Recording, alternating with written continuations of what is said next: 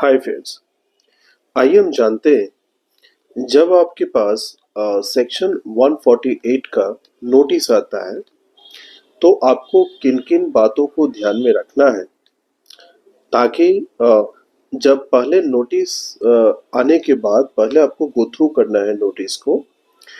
इसके अलावे जो कुछ इम्पोर्टेंट पॉइंट है उसको आपको ध्यान रखने की आवश्यकता है।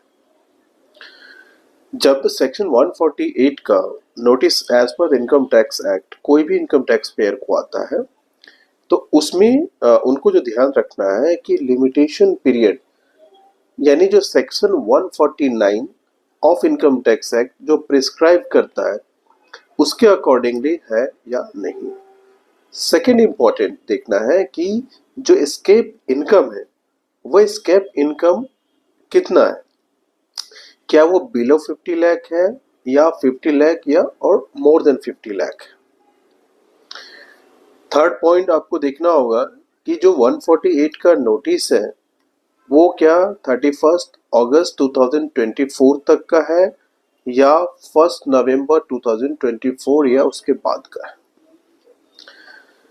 तो इस केस में सबसे पहले लेट्स अज्यूम कि जो नोटिस है 148 का वो अप टू 31 अगस्त 2024 और अर्लियर का होगा।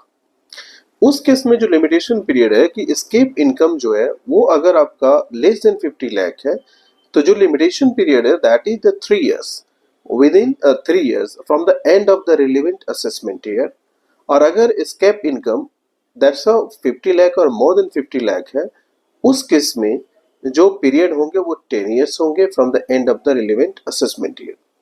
लेकिन वही अगर नोटिस इशू होता है ऑन 1 सितंबर 2024 एंड देन और आफ्टर, तो इसके बाद जो आपके पास जो पीरियड है कि अगर बिलो 50 लाख का है तो 3 इयर्स 3 मंथ का टाइम मिलता है और अगर वो आपका 50 लाख या उससे ज़्यादा का है तो 5 इयर्स एंड 3 मंथ का टाइम मिलता है from the end of the relevant assessment year.